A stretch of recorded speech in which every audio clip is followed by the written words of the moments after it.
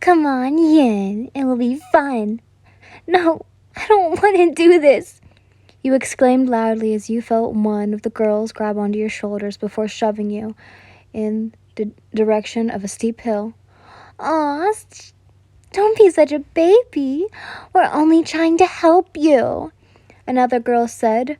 Her assuring words were nothing but filthy lies because without giving any sort of warning, she pushed you, and you went tumbling down the snowy mount, screaming.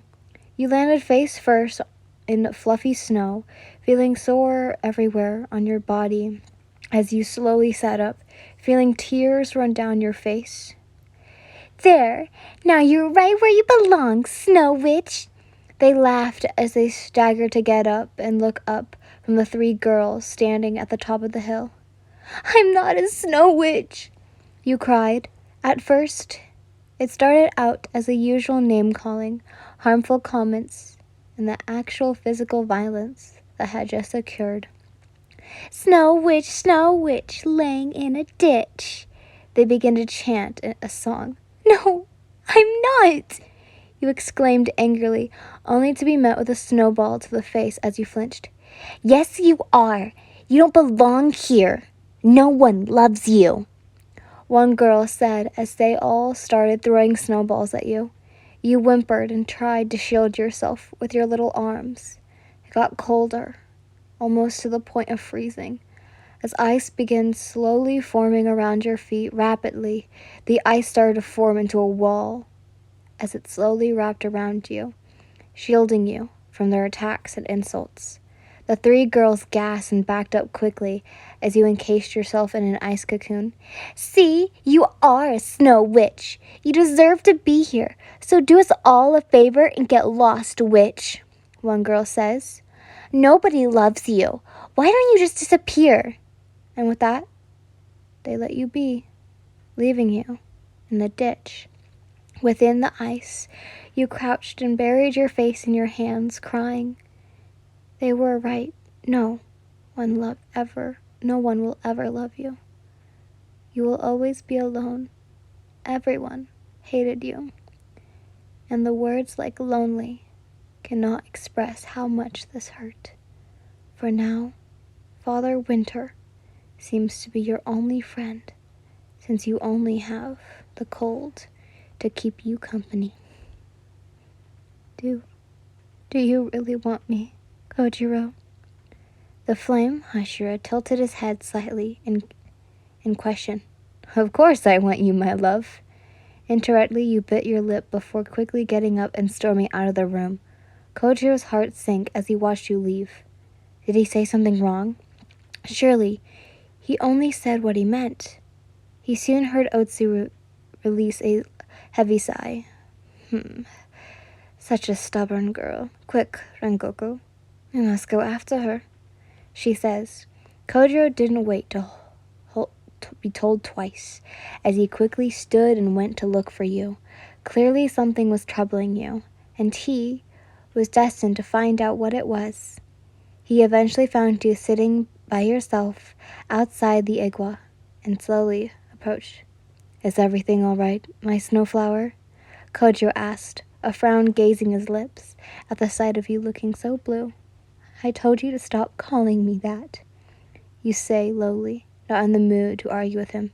And no, everything's not all right, you growled, feeling all kinds of mixed emotions coursing through you. Then, would you care to talk about it? He asks with a small smile, stepping closer to you until you can vaguely feel him behind you. You sighed before standing up and turning to gaze into his golden red eyes. Why are you here, Kojiro? Kojiro cocks his head in confusion at the question. Haven't I already made it perfectly clear?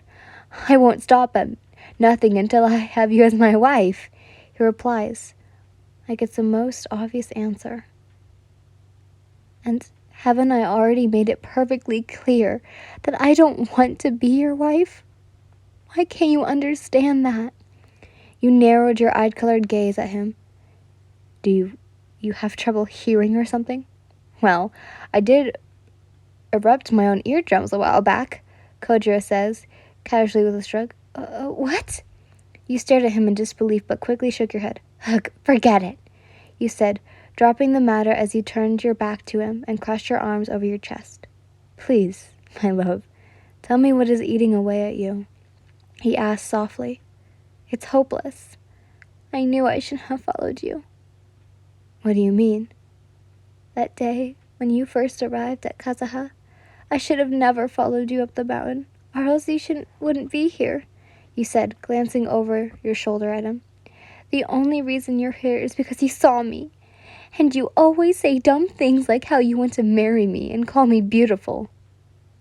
I know you say you want me, but I know you really don't mean it, you tell him with a hint of sadness in your voice.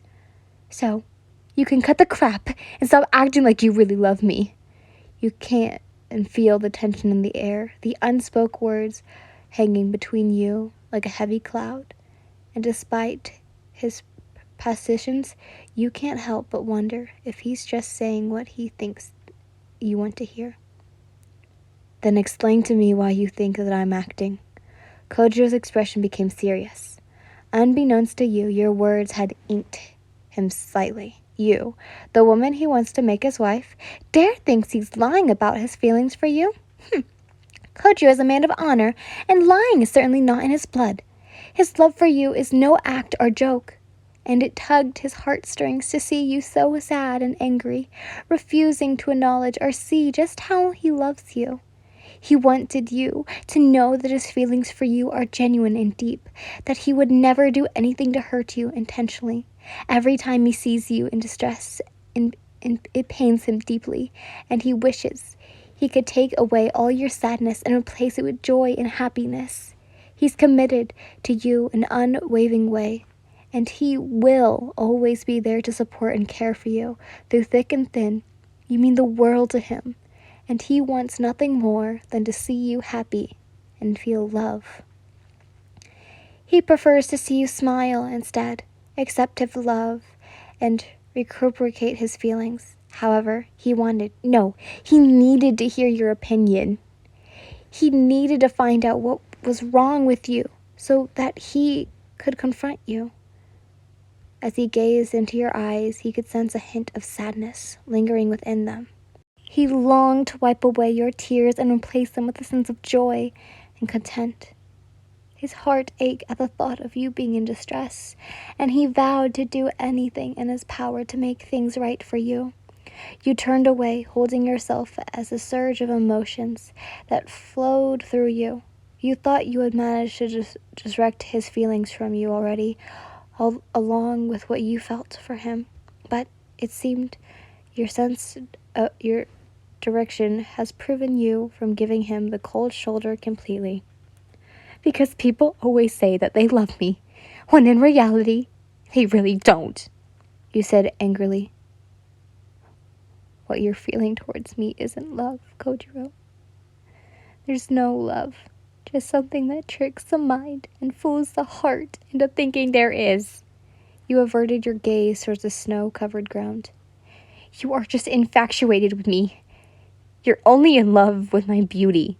This, I know because every man is.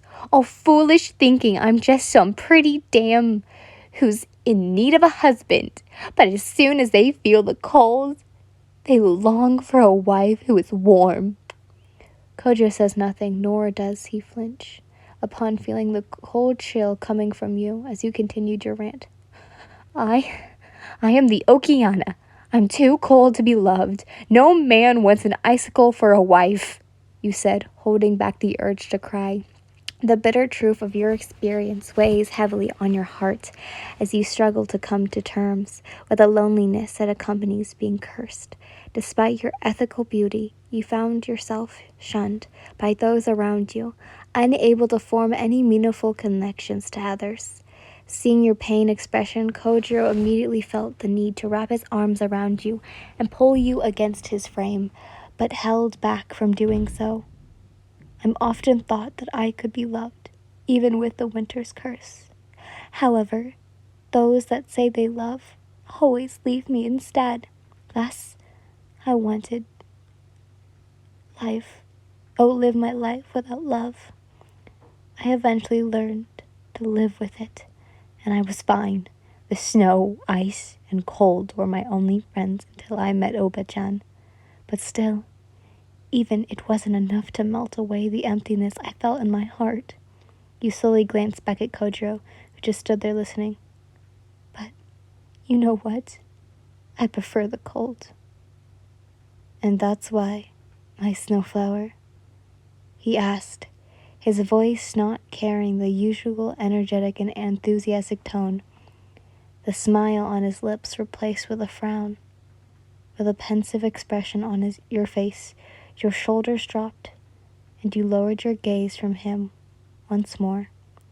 The furrow in your brow then softens as you give a soft, dry laugh. Because it never bothered me.